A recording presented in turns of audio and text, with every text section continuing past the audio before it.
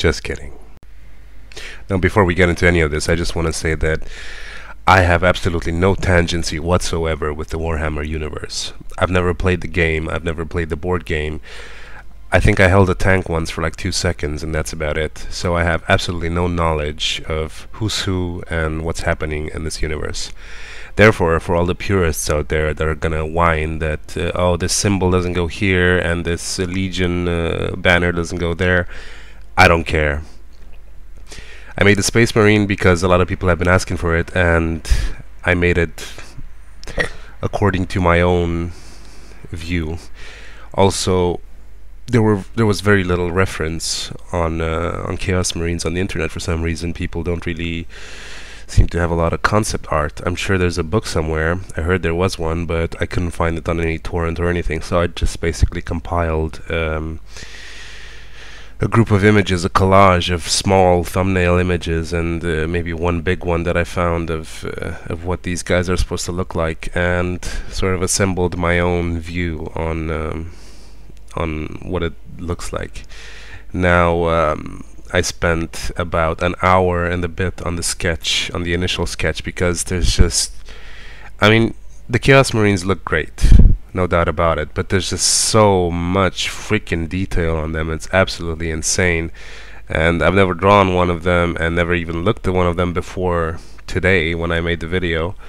So I was absolutely driven to insanity due to the amount of detail that I had to draw on this guy.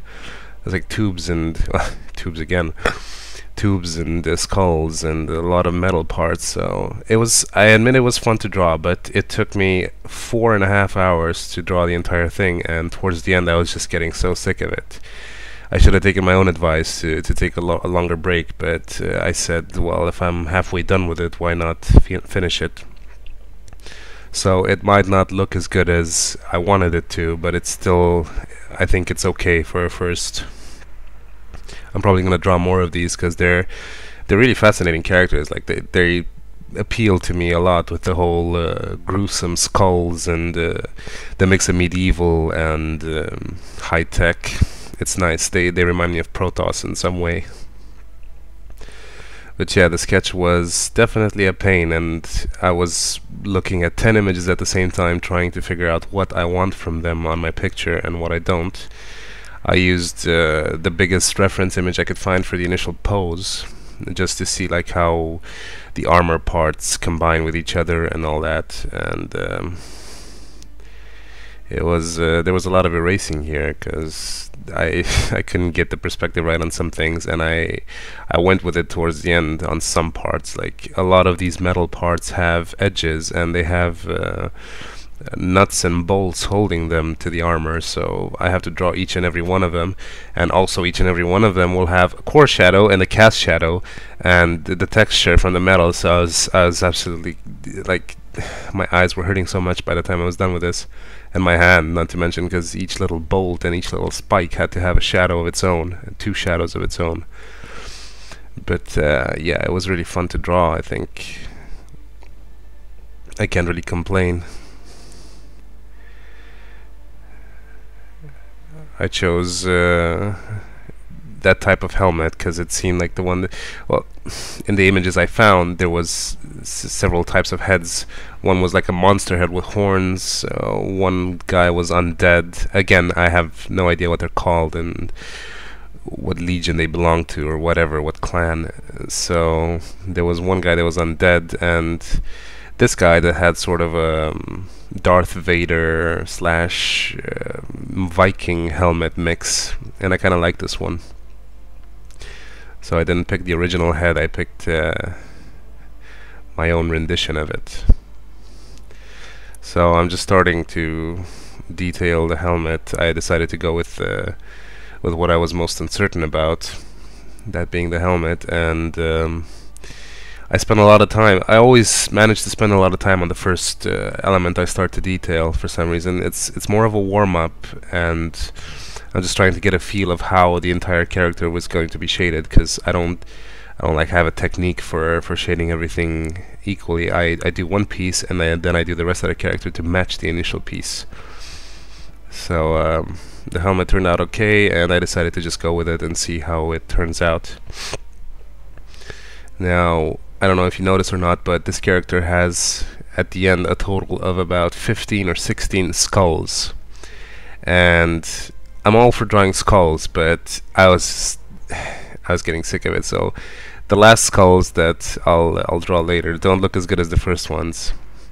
And yes, I realize this is a whole bunch of excuses, but I'm still sick, and I did this just before bed yesterday or today, because I sleep during the day. So I wasn't in tip-top shape for it, but overall I think it did turn out pretty good for the idea I had. A lot of people have asked for a Space Marine, and I usually avoid doing something that I haven't drawn before ever, or that I have no knowledge about. You know, at least with Zerg, it's my favorite race, and I know a lot about him. I played Brood War and all StarCraft 1 and all that stuff, so Zerg, I'm very familiar with them.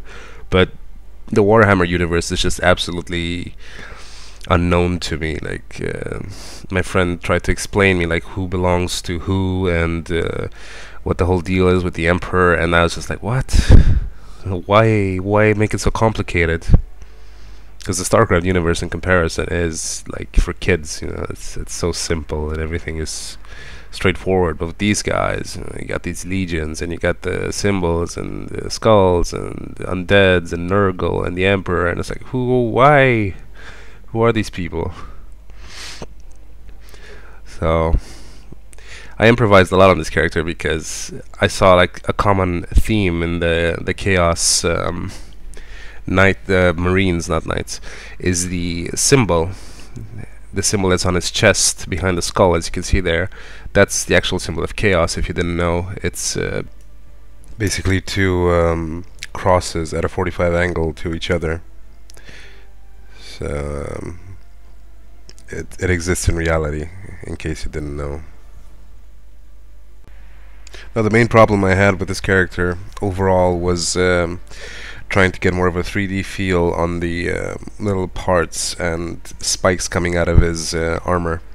For example, the skulls. I'm okay at drawing skulls, but I'm not that good at drawing skulls when they're placed on a flat surface, and even more so on a curved surface, because you have to remember that, for example, on his shoulder, the skull looks more 2D than I wanted to. You know, I wanted to go for a whole sort of a Lich King feel, like the skull is coming out of the armor and is like an embossed effect, you know. And that's why I'm avoiding to draw the Lich King right now, because I need a lot more practice on drawing armor before I take on the Lich King. Like, the Lich King has some seriously intricate freaking armor, and I don't want it to turn out bad. If I'm gonna draw a character like that, I want it to be really good.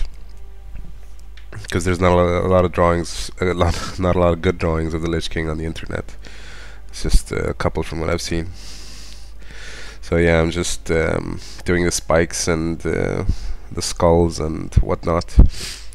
Now, you might not see it there, but the right side skull is, I wasn't sure how exactly the spikes came out of its head, because I took that from the reference image, but the reference image is also very dark, so I wasn't sure if those were two parts or one part, or if the skull had the spikes in it, or if the spikes were different.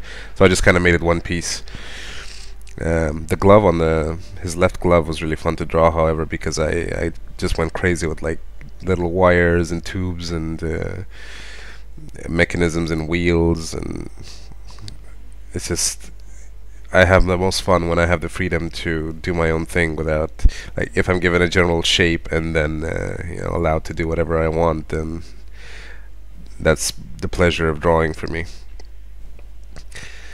Now, in drawing the little I guess air holes in his glove, one key thing to remember if you ever tackle something like that is that if the light shines from a certain direction, one of the edges will be illuminated. So if you have the metal slit, let's say the light shines from the left side, then the left edge will be dark, and the right edge right next to the metal slit will be light, and that gives it a 3D metal effect. One thing that I really tried to do here is I tried to cast a shadow of every single element that was not flat, just to try and give it a more of a 3D sense. Because usually when I draw, I don't cast every single shadow that there is, but with a character like this that is so detailed and so crazy intricate, it's good to cover some of those details with a cast shadow once in a while, because it just gets, like I mentioned in the Overlord video, it just gets way too cluttered if you have that many details overlapping. Because at some point, you know, I couldn't see clear edges anymore. Everything was just, and that's partly because I'm doing this in pencil. If I was doing it in pen, then I would, and if I was doing it on paper, then I would have an easier time, because paper takes pencil a bit better than vellum, but I like the overall feel of the vellum more. So as you can see there, I'm casting the shadow of the weapon on the leg just to make the viewer know for sure that there's a certain distance between the hand and the leg, that they're not like overlapping each other. Now I'm pretty sure that the eye symbol is not supposed to be on a character like this, on a Chaos Knight. I'm not sure, but I'm just saying, from what I've seen, it wasn't on Chaos Knights, it was on something else. But on Chaos Marines, why do I keep calling them Chaos Knights? I'm too used to the Blizzard thing. I think that was a character in Dota, wasn't it? Or something. Maybe. I'm just detailing the legs and the knees. I went crazy with the spikes here because I was just getting so tired of drawing metal rods and metal rims that I went for an element that always looks good, which is spikes. You can never get enough spikes on armor. I should just stop being a lazy fuck and get one of those reference books on how to draw armor. I think my dad had one, but it got misplaced or something. It had like every single piece of armor from every civilization, and it was drawn in different angles, and you could see the detail perfectly. So that would have came in very useful in drawing a character like this, and also maybe for the Marauder. But yeah, these are the skulls I was talking about. I didn't bother detailing them as much because on one hand they were in the back, and secondly, this was 4.5 hours later of continual drawing, and I was just absolutely exhausted.